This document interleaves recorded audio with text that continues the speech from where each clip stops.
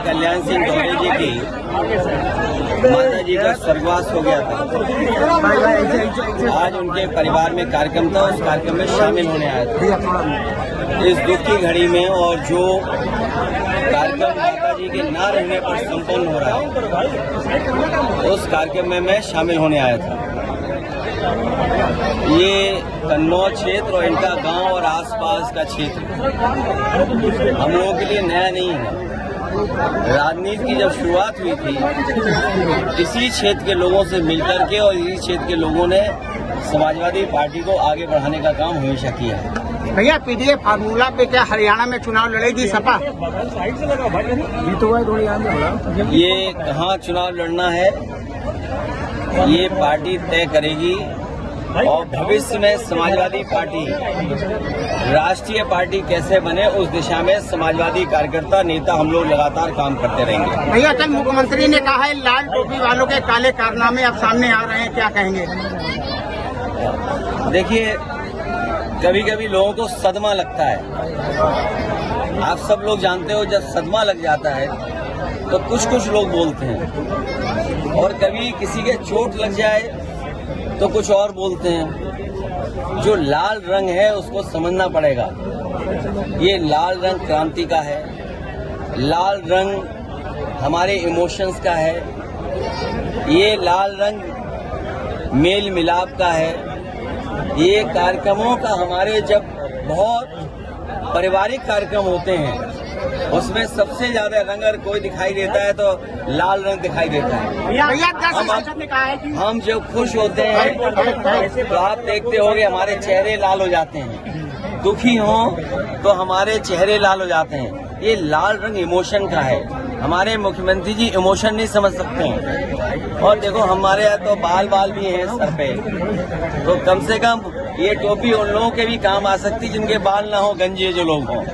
और देखिए, जो काले रंग की टोपी आप पहनते हैं, उनका तो काले ही सब कुछ काला होगा, इसलिए काले पे बहस नहीं कर रहे हम।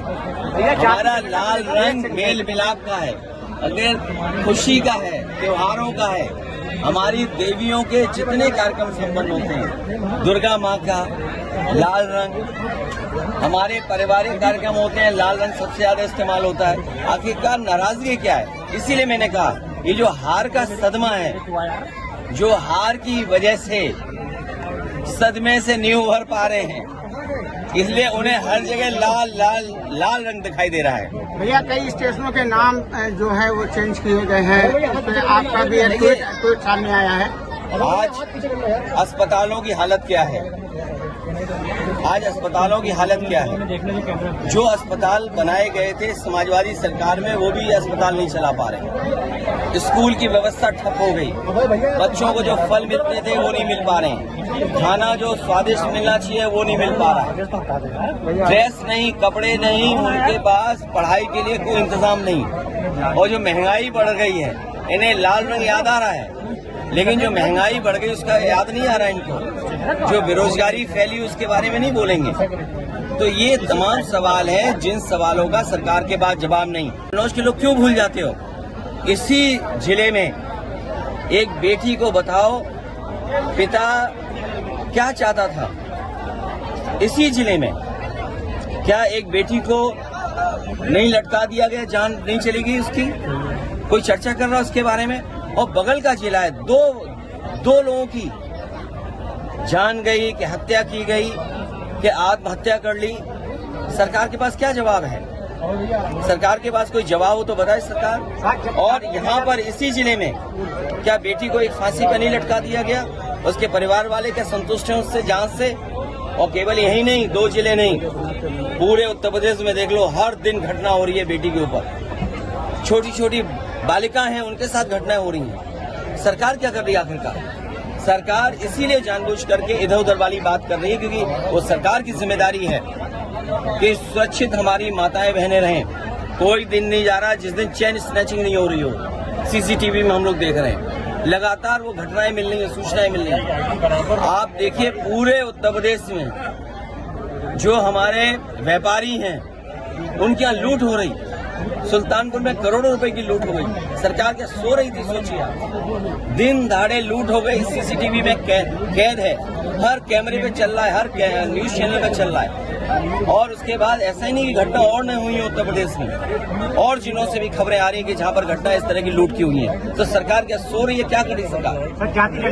अयोध्या में सर्किट रेट से जमीन बनाने का प्रस्ताव। देखिए, गरीबों से जब जमीन ले ली गई, जब गरीब ये मांग कर रहा था कि वहां पर सर्किट रेट बढ़ा करके 4 गुना और 6 गुना मुआवजा दिया जाए, तो सरकार ने वहां का न सर्किट रेट बढ़ाया, न किसानों को मुआवजा देने के लिए वो इंतजाम नहीं किया। और जब बड़े लोगों ने, कारोबारियों ने और खासकर बीजेपी के लोगों ने जमीन ले ली, बीजेपी के लोगों को मुनाफा मिले, वो ज्यादा पैसा कमाएं, गरीब जो जानकार नहीं था, उसको जानकारी नहीं थी, वो सस्ते में जमीन बेच गया, सस्ते में ले ली। और अब जब जमीनें बीजेपी के लोगों के पास पहुंच गई, बड़े कारोबारियों के पास जमीन पहुंच गई, तो सर्किट रेट बढ़ाया जा रहा, जिससे उन्हें मुनाफा ज्यादा हो। हम लोगों की ये मांग थी कि किसानों से जमीन ली जाए तो सर्किट रेट बढ़ा करके ली जाए, तब सरकार ने सर्किट रेट नहीं बढ़ाया। गरीब हमारा किसान वो समझ नहीं पाया, उसकी जमीन जब बीजेपी वालों ने दूसरों को बिकवा दी, खुद खरीद ली, उसके बाद उनको मुनाफा पहुंचाने के लिए सर्किट रेट बढ़ाया जा रहा है। मैं इस पे कुछ नहीं कहूँगा, इस पे बीजेपी के लोग अपनी सफाई दें। और याद रखना, बीजेपी वाले कई बार रणनीति अपनाते हैं कि अपने लोगों से कुछ ऐसी बात कहलवाते हैं। पैगंबर इस्लाम लाने की मांग की गई है कि हजरत मोहम्मद पर। मैं आपसे कह रहा हूं कि किसी भी तरह का धार्मिक, किसी भी धर्म का अपमान नहीं होना चाहिए। हमारे मुख्यमंत्री को नहीं देखा, बांग्लादेश में चिंतित हैं, देश के प्रधानमंत्री को चिंतित होना चाहिए। और जब देश की सरकार ये कहती है कि पॉलिटिकल पार्टीज जवाब न दे जनता में, अपने विचार न रखें, क्योंकि ये सरकार के जिम्मेदारी बनती है, वो लिहाज विपक्ष के लोग कर रहे हैं, लेकिन ये लिहाज भारतीय जनता पार्टी के लोग नहीं कर रहे हैं। सरकार इनकी, प्रधानमंत्री इनका, विदेश मंत्री इनका, तो किसने रोका है कि सुरक्षित न लोग रहें? जिम्मेदारी किसकी? और विपक्ष को कहा जाता है कि फॉरेन मैटर्स में आप कुछ बोल नहीं सकते।